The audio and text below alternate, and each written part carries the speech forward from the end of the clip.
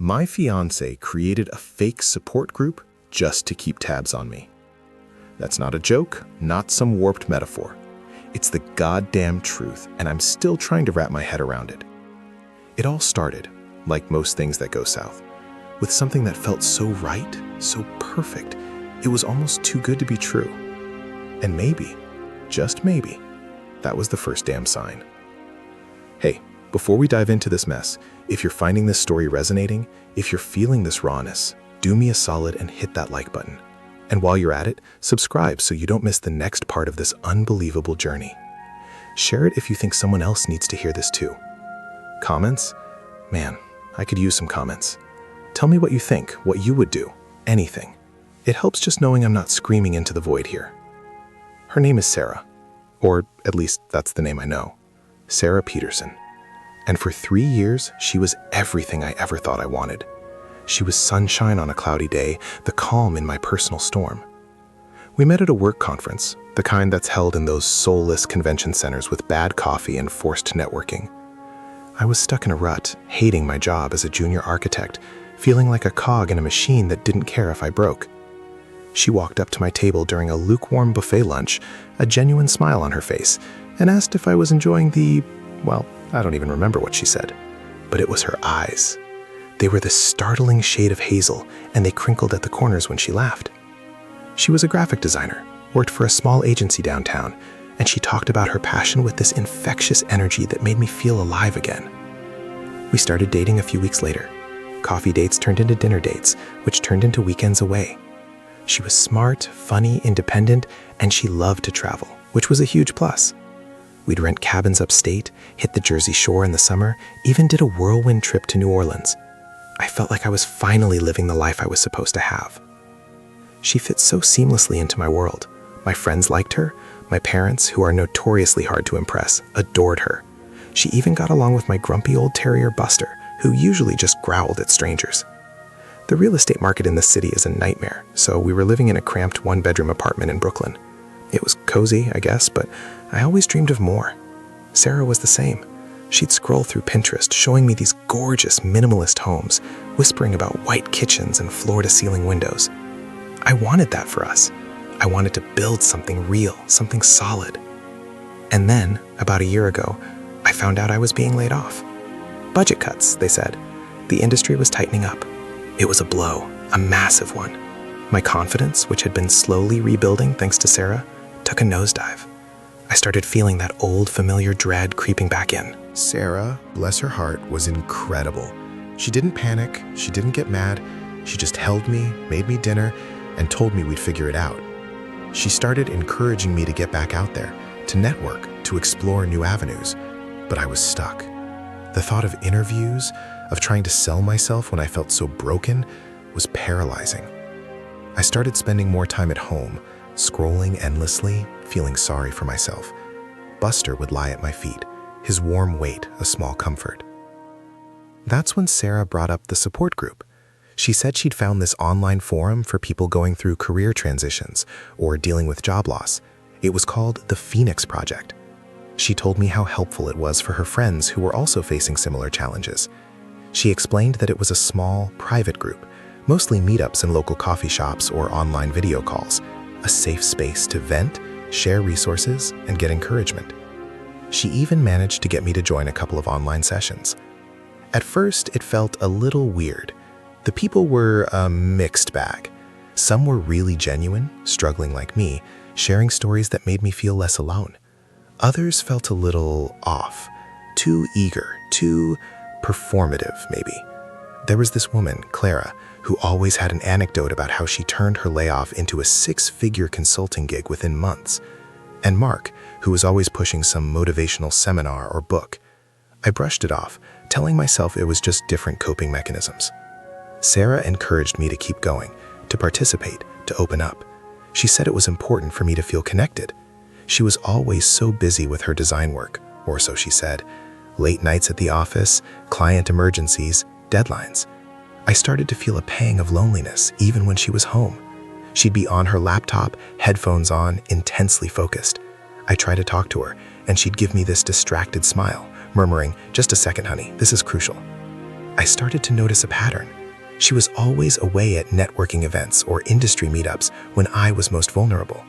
And the Phoenix Project meetups, they seemed to coincide with her disappearances. One Tuesday evening, I was supposed to go to a Phoenix Project meeting at a cafe in the West Village. Sarah had a client dinner she had to attend. I remember feeling a flicker of annoyance. It felt like she was always prioritizing work over me, especially now that I was unemployed. I got to the cafe, a trendy spot with exposed brick and overly loud indie music. I walked in, looked around, and saw a few faces I recognized from the online calls. But something felt off. The vibe was different.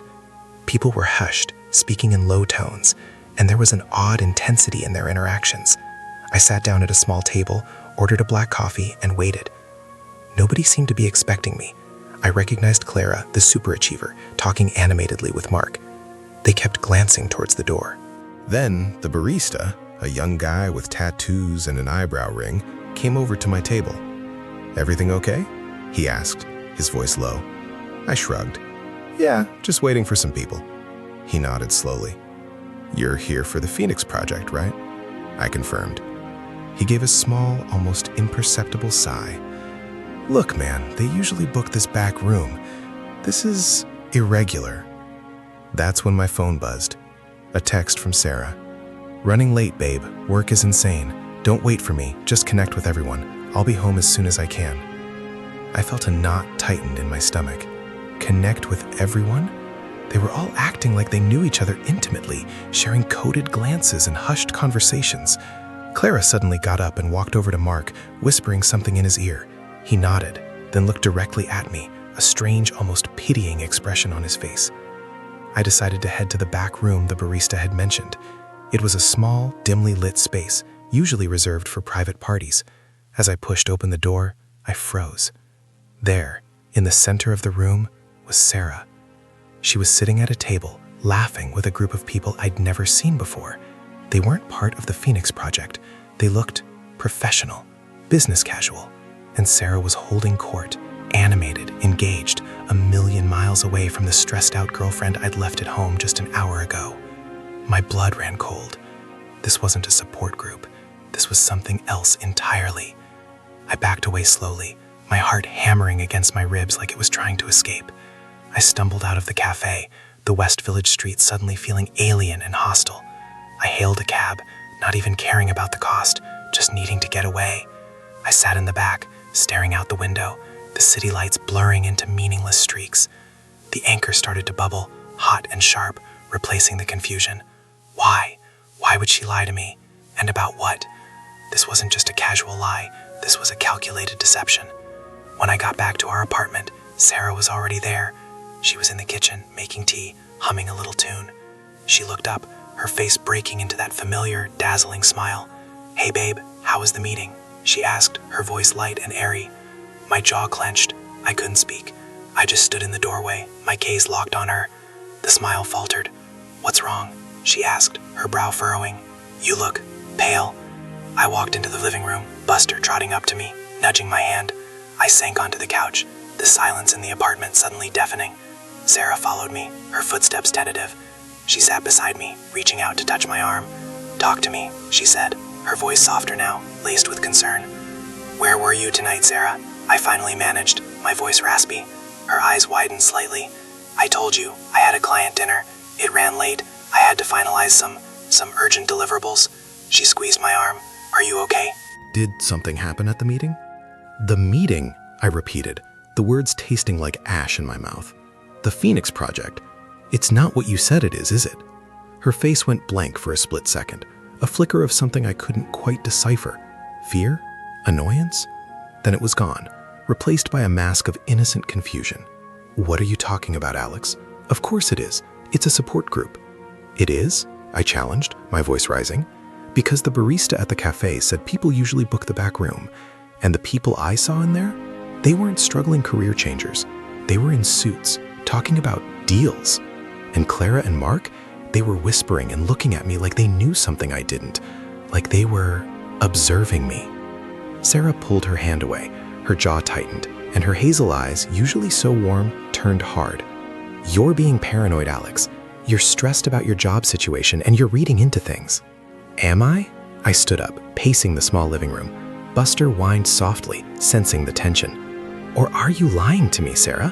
Why create a whole fake support group? Why lie about where you were? She stood up too, her voice laced with an icy edge I'd never heard before. I'm not lying to you. I'm trying to help you. I thought this group would be good for you. And I have a demanding job. Sometimes I have to work late.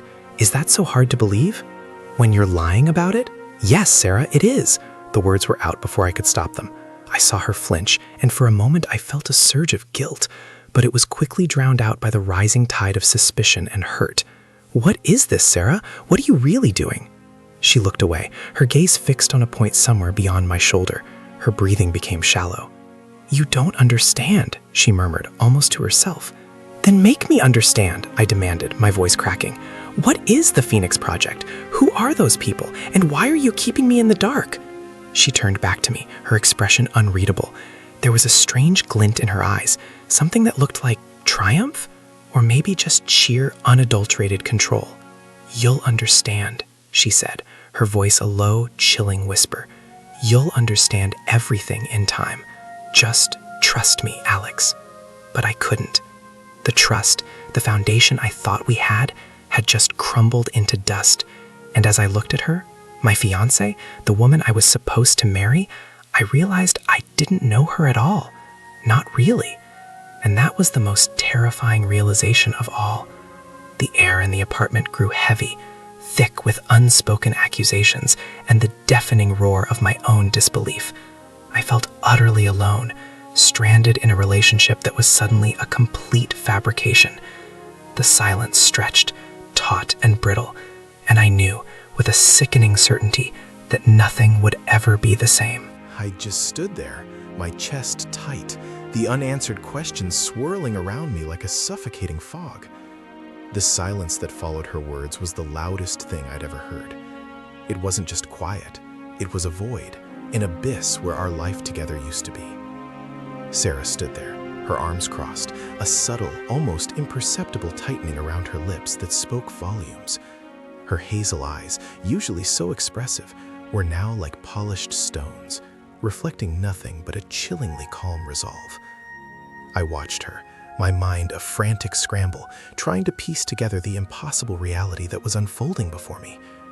The image of her in that back room, commanding attention from a group of strangers in business attire, was burned into my brain. It was a scene of calculated performance, not communal healing. My Sarah, the one who held my hand through my anxieties, who whispered promises of a future, was orchestrating some elaborate, hidden agenda. Trust you? I repeated, the words rough, foreign even to my own ears. The concept felt ludicrous, a cruel joke in the face of this profound deception. How can I trust you when you've been lying to me about everything? This whole support group thing, it's a lie. Your client dinners, your late nights at work, they all seem to be connected to this elaborate charade. What are you actually doing, Sarah? My voice was a ragged plea, laced with the raw edges of betrayal. Buster, sensing my distress, let out a low whine and pressed his head against my leg, a small anchor in a sea of disorientation. She took a slow, deliberate breath, her gaze never leaving mine. It's not a charade, Alex. It's a necessity. Her tone shifted, becoming almost businesslike, a chilling echo of the people I'd seen in that back room. The Phoenix Project isn't just a support group, it's a network, a think tank for individuals navigating career uncertainty, yes, but it's also more than that. It's about leveraging collective intelligence, about creating opportunities where none seem to exist. Leveraging collective intelligence? I scoffed, a bitter laugh escaping my lips. What the hell does that even mean? Are you running some kind of pyramid scheme? Some get-rich-quick seminar? The absurdity of it all threatened to overwhelm me. I felt a hot flush creep up my neck, a mix of anger and embarrassment. I, Alex Miller, junior architect turned unemployed mess, was being gaslighted by my own fiancé, who apparently moonlighted as the head of some clandestine professional organization. No, Alex, it's not like that at all, she said, her voice regaining some of its usual warmth, but it felt hollow, manufactured. Think of it as a curated environment. People who are ambitious, who are resourceful, who are looking to pivot and thrive in challenging economic times. We share insights, connections, potential ventures. It's about making things happen. And who are these people, Sarah? The ones in suits? The ones who looked at me like I was some specimen under a microscope? My mind flashed back to Clara's pitying glance, Mark's knowing nod. They weren't strangers. They were players in her game, and I was a pawn they'd already assessed. They are investors, she said, choosing her words carefully. Potential partners, people who recognize talent and drive. The Phoenix Project identifies individuals with potential and helps them connect with opportunities. It's about strategic placement, Alex, building careers, building futures. Strategic placement, I echoed, the phrase chilling me to the bone. So you're not helping people find jobs. You're scouting them? For what? To exploit them? To use their desperation to your advantage? The West Village Cafe suddenly felt like a scene from a bad spy movie, and I was the unsuspecting civilian who'd stumbled into a clandestine operation. Exploit is such a strong word, she countered, a flicker of impatience crossing her features. We facilitate growth. We connect the right people with the right resources. And yes, sometimes that involves a certain level of observation, understanding a person's potential, their adaptability, their resilience.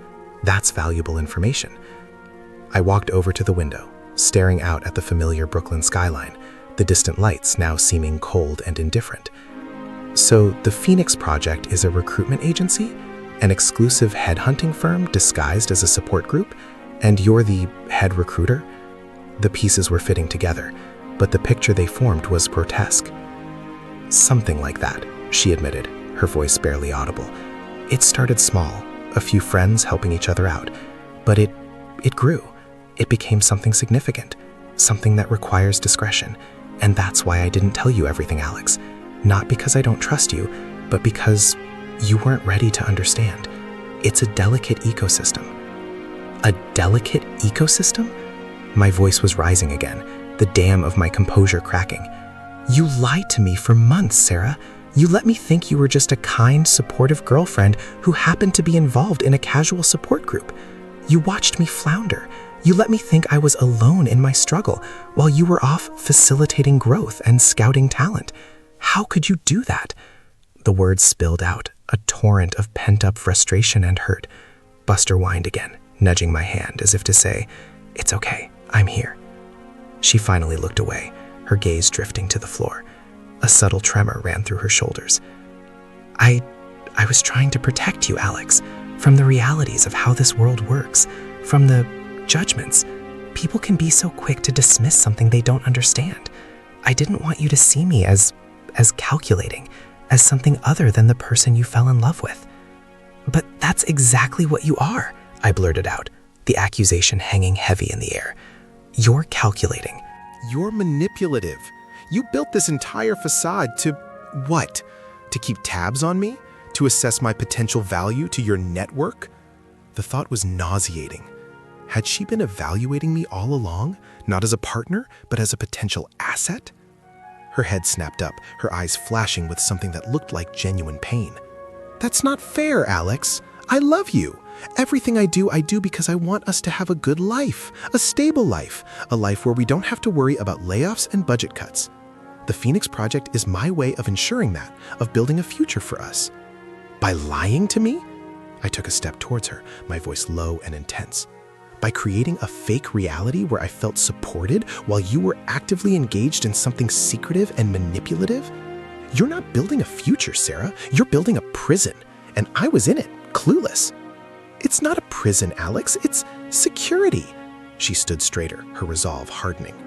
You were adrift. You were losing yourself. I needed to know you were still you, that you still had that spark, that you could still bounce back, and frankly, that you weren't a liability. The last word hit me like a physical blow. A liability? I staggered back, my chest tight, my breath catching in my throat. The love, the connection, the future I thought we were building, it all dissolved in an instant, replaced by the stark, brutal reality of her words. I was an investment, a potential risk, not a partner. You were assessing me? Like a stock? Deciding if I was worth the trouble? No, that's not what I meant, she cried, her voice cracking. She reached out a hand, but I flinched away.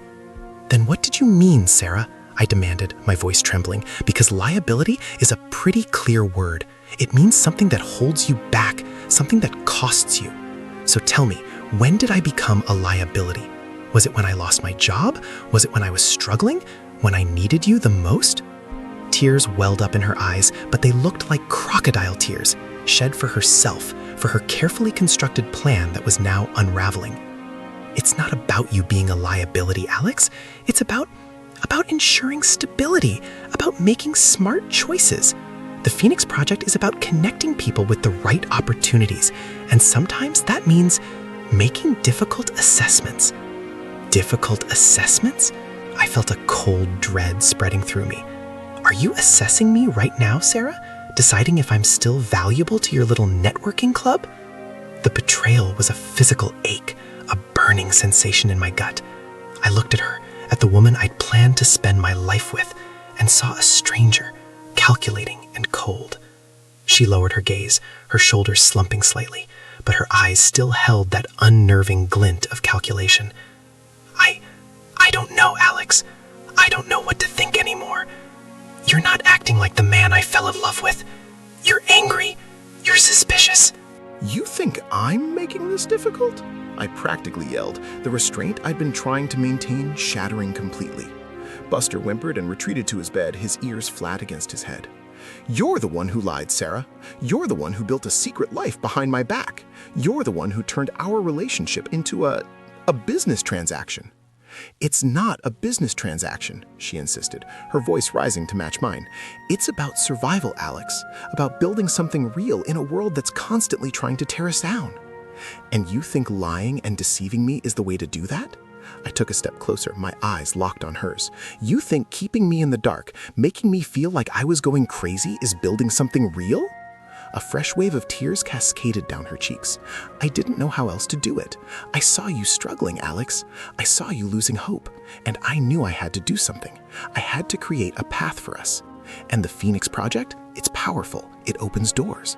I wanted to offer you that, to show you that there's a way out of this rut, a way to come back stronger.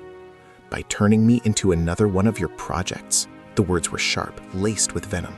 Another person to be assessed, categorized, and placed where you deem fit. Is that what this is, Sarah? Am I just another item on your inventory? Her face crumpled. No, Alex, please. You have to understand. I was trying to save us. I was trying to give you a future that's secure, a future where you're not constantly worried about your job. I wanted to offer you a new beginning through the Phoenix Project. You have talent, Alex. You have a good eye. I wanted to connect you with people who could see that, who could invest in that. Invest in me? I felt a hysterical laugh bubbling up, but it died in my throat. You don't invest in people, Sarah. You leverage them. You use them. And you've been using me. You've been playing me for a fool. She shook her head frantically, her hands clasped together. That's not true. I love you. I want to build a life with you, but you're making it impossible right now. You're so consumed by your anger and your suspicion that you can't see what I've been trying to do. What you've been trying to do is manipulate me, I stated, the finality in my voice chilling even myself. You created a fake support group, you lied about your whereabouts, and you've been secretly evaluating me as if I were a commodity. And now you expect me to just trust you? To believe that this was all for my own good? It was for our good, Alex, she pleaded, her voice hoarse. For our future. I saw an opportunity and I took it. I used my skills, my connections to create something that could help us. And I was going to tell you when the time was right, when I had everything set up. I was going to bring you into the Phoenix Project. I was going to give you a role. A real role. A role, I repeated, the word echoing hollowly. What kind of role, Sarah? The grateful beneficiary? The project manager of my own downfall? The idea was almost laughable in its sheer audacity. I felt a surge of pure, unadulterated rage, a primal scream building in my chest. No, a partnership, Alex, a true partnership. I wanted to build it with you, but you're pushing me away. You're not giving me a chance to explain. Explain what, Sarah? Explain how you managed to lie to me for months on end? Explain how you could look me in the eye and pretend to be the supportive girlfriend while you were orchestrating this elaborate deception? There's nothing to explain. You've shown me exactly who you are. I turned away from her, unable to bear the sight of her manufactured tears and desperate pleas. The carefully constructed image of Sarah, the woman I loved, had been irrevocably shattered. I walked towards the bedroom, my legs feeling heavy, my heart a leaden weight in my chest. Buster followed me, his tail giving a tentative wag. I needed space. I needed to breathe air that wasn't thick with her lies. As I reached the bedroom door, I heard her call my name, her voice laced with a desperation that almost made me pause. Alex, please, we can fix this. I can explain everything. I just need you to listen. There's more to the Phoenix Project than you think. It's not just about career. It's about survival, about staying ahead. And I need you. I need you to be part of it, not against it. I stopped, my hand on the doorknob. Her words hung in the air, a tantalizing, terrifying whisper. Survival, staying ahead, a role in her clandestine network. Was there a sliver of truth in her desperation, or was this just another layer of her manipulation? I opened the bedroom door and stepped inside, closing it softly behind me. The click of the latch felt definitive, a barrier between the shattered remnants of our past and the terrifying uncertainty of whatever lay ahead. I sank onto the edge of the bed, the familiar scent of our shared space now tainted with suspicion and the bitter taste of betrayal. I had lost my job, my financial security, and now, it seemed, the very foundation of my relationship. But as I sat there, in the suffocating silence of the bedroom, a new, unsettling thought began to form, a seed of morbid curiosity planted by her parting words. It's about survival. What exactly was she surviving? And what did she expect me to survive with her? The weight of that question, of the unknown depths of the Phoenix Project, and Sarah's true motivations, pressed down on me, heavier than any layoff notice. And I knew, with a chilling certainty, that this was far from over. The real nightmare had only just begun. The silence that followed, after I'd closed the bedroom door, wasn't just quiet. It was the sound of an entire world collapsing. It was the deafening roar of realization, the shriek of trust being pulverized into dust. Buster's head nudged my hand, a warm, solid presence against the cold, clammy reality of my skin. He was my only anchor. The air in the bedroom felt thick, stagnant, like the air in a room that hadn't been opened for years, filled with the ghosts of what used to be. I could still hear her voice, muffled by the door, a desperate, pleading sound that clawed at me, trying to pry open the wound she'd just inflicted. Survival, she'd said. Staying ahead. What the hell was she surviving? What was she staying ahead of? My mind, still reeling from the gut punch of her confession, tried to make sense of it all. The Phoenix Project, a support group that was a network, a think tank that was a recruitment agency, a headhunting firm disguised as a haven for the lost. And Sarah, my Sarah, the one who'd held my hand through the darkest days of my unemployment, was the architect of it all. The architect of my disillusionment. I stood there for what felt like an eternity, the weight of her betrayal pressing down on me, suffocating me. I looked around the room. Our room. The photos on the dresser. Us on that trip to the coast, laughing, carefree. Us at Mark's wedding. Him with his arm around her, her beaming. All of it felt like a lie now. A carefully constructed set piece for a play I hadn't realized I was a part of. Was any of it real? Was any of she real? The thought was a bitter pill, too hard to swallow. I'd seen her eyes when I'd called her calculating, manipulative. I'd seen a flicker of pain, yes, but it was quickly followed by that steely glint, that resolve. The resolve of someone who'd made a decision, who was committed to their path, regardless of the collateral damage. And I was the collateral damage. My gaze fell on my laptop, sitting on the nightstand, The same laptop I'd used to frantically scroll through job boards, to polish my resume until my eyes burned, to send out countless applications that were met with silence or polite rejections. The same laptop that had become a symbol in my inadequacy, my perceived failure. Now it felt like a weapon, a tool of the enemy, or perhaps a potential tool for understanding. If this Phoenix project was so powerful, so secretive, there had to be evidence. Paper trails, digital footprints. She'd mentioned discretion, a delicate ecosystem. But even the most delicate ecosystems have cracks, and I was going to find them. I walked over to the nightstand, my hand hovering over the power button. My heart pounded in my chest, a frantic drumbeat against the silence.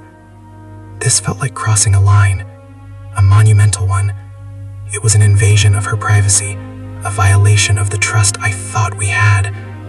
But what trust was left?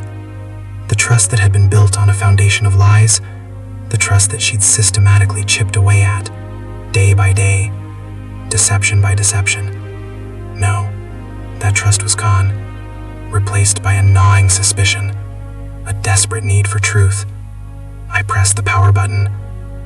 The screen flickered to life, illuminating the dim room with a cool blue glow. Her login screen. A picture of us, taken years ago, before all of this. We looked so young, so optimistic. My finger hovered over the keyboard, my breath catching in my throat. Should I? Could I? The words she'd spat out, liability, assessing me, echoed in my mind. She saw me as a risk, a potential drain, and she was building a fortress around herself, around her ambitions, leaving me exposed and vulnerable on the outside. I had to know what was inside that fortress.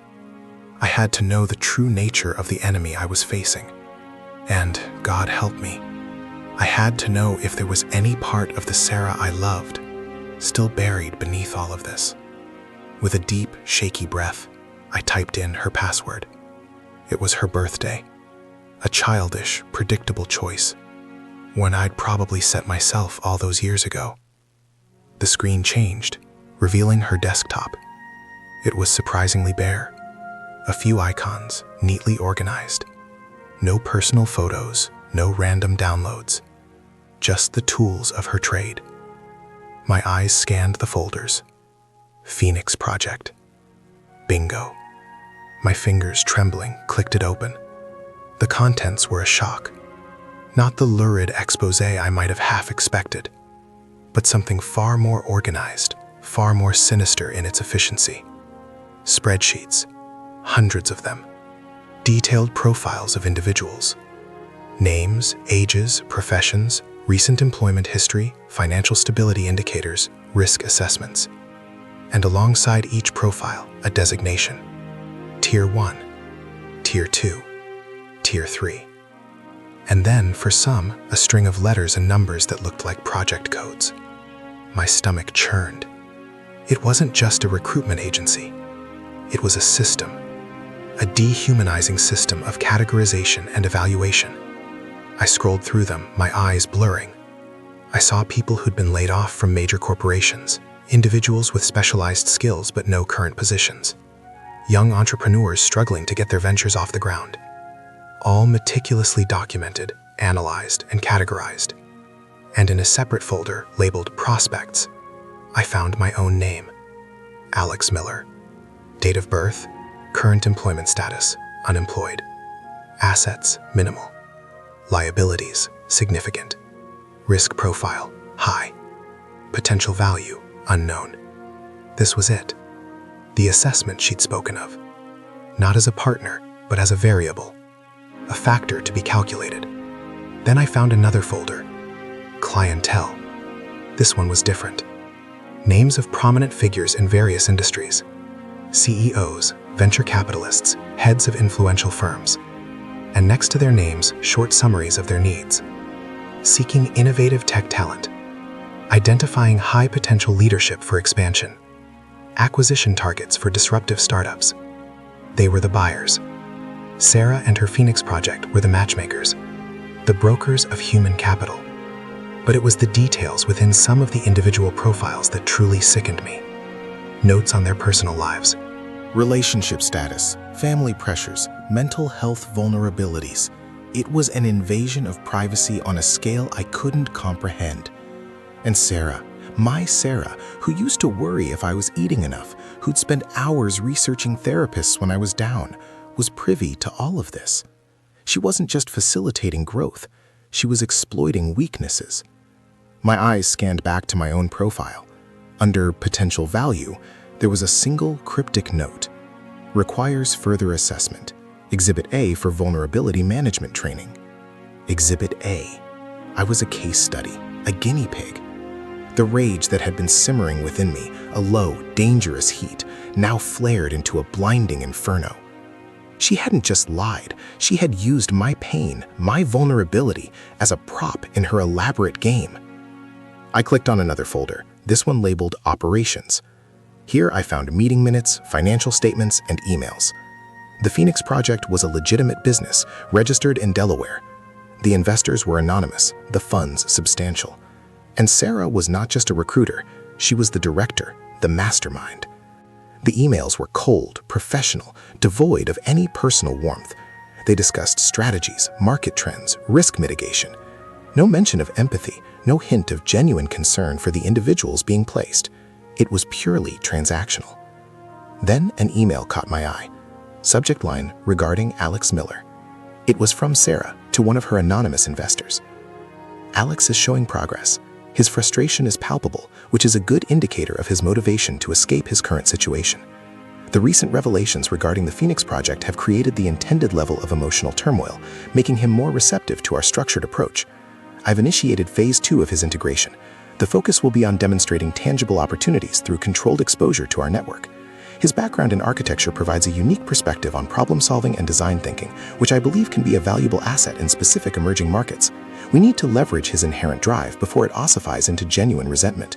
His success will be a powerful testament to the Phoenix Project's efficacy. Full report to follow. I read it again and again. My hands were shaking so violently I could barely hold the laptop. Emotional turmoil, intended level of emotional turmoil, controlled exposure. She had orchestrated my breakdown, every tear I'd shed, every moment of despair, every time I'd questioned my own sanity. It had all been a deliberate, calculated move on her part. She hadn't been trying to comfort me. She had been actively cultivating my desperation. The room spun. I felt a wave of nausea wash over me. This wasn't just betrayal. This was a calculated, systematic dismantling of my life, my spirit. I was a project, a pawn, and she was the queen, moving me across the board to achieve her own strategic goals. I scrolled back through the operations folder, desperate for something, anything that might offer a glimmer of hope, a shred of redemption. But it was all the same. Ruthless efficiency, strategic placement, maximizing returns. There was no mention of love, of commitment, of shared dreams, only of leverage, of assets, of liabilities. A sudden thought struck me. If she was this calculating, this deliberate, then what was her endgame? What was she trying to build? Was it just about money and power? Or was there something more? The emerging markets she'd mentioned in the email, what were they? And what was my role supposed to be, beyond being a test case? I found a document titled Phoenix Project Expansion Strategy. It outlined plans for global outreach, for establishing branches in major economic hubs. It spoke of influencing policy, of creating proprietary algorithms for talent acquisition. It was ambitious, audacious, and terrifying. And Sarah was at the forefront of it. She wasn't just building a business, she was building an empire built on the aspirations and vulnerabilities of others. I felt a strange, detached calm settle over me. The rage had subsided, replaced by a profound, soul-deep weariness. The fight was gone, or at least the emotional fight was. What remained was a cold, hard clarity. Sarah was not the woman I thought she was. She was a stranger, a brilliant, ruthless strategist who had used my love, my trust, as her primary tool. I closed the laptop, The click of the lid, a punctuation mark on the end of something. The end of us. The end of the life I thought I was building. I looked at Buster, who was watching me with his big brown eyes, his head tilted. He didn't understand the words, the betrayal, the magnitude of what I just discovered. But he understood the emotions. He sensed the shift. I stood up, my legs feeling wobbly, as if they might give out at any moment. I walked over to the window, looking out at the distant, glittering lights of the city. They looked beautiful, alluring, like 1,000 promises. But I knew now, with absolute certainty, that behind every shining facade, there could be a darkness, a calculated deception. I didn't know what the future held. I didn't know if I could ever trust anyone again. The wounds Sarah had inflicted were deep, raw. But as I stood there, the city lights reflecting in my vacant eyes, a single unexpected thought emerged from the wreckage of my shattered reality. If Sarah was building an empire, and if I was her Exhibit A, then I had a choice to make. I could crumble, become another casualty of her ambition. Or I could learn from her. I could use the brutal lessons she had taught me about the world, about people, about survival. It wasn't about revenge. It wasn't about reclaiming what I'd lost. It was about reclaiming myself, about refusing to be defined by her manipulation, by her assessment of me as a liability. I turned away from the window, my gaze falling on the closed laptop. The truth, ugly and undeniable, lay within that dark rectangle. And now that I knew it, I couldn't unknow it. Sarah had shown me the game. She had shown me the rules. And even though my heart was in 1,000 pieces, a part of me, a part I hadn't known existed until now, understood them. The game was rigged, yes. But maybe, just maybe, I could learn to play it differently, on my own terms. I walked over to the dresser, picking up one of the framed photos of us. Sarah, smiling, her eyes bright. I looked at it for a long moment, not with anger, but with a profound sense of loss. And then, with a steady hand, I placed it face down on the dresser. Some things you just had to put away. Not forget, but set aside. For now. I turned to Buster, a small, grim smile touching my lips. "Come on, boy," I said, my voice raspy, but firm. "Let's get some air. We've got a lot to figure out." The door to our bedroom, the door that had separated two worlds, now felt like a portal. And as I stepped through it, leaving the shattered remnants of our life behind, I didn't look back. The night air was cool, carrying the faint scent of exhaust fumes and blooming jasmine. It was just air, but for the first time in a long time, it felt like my own.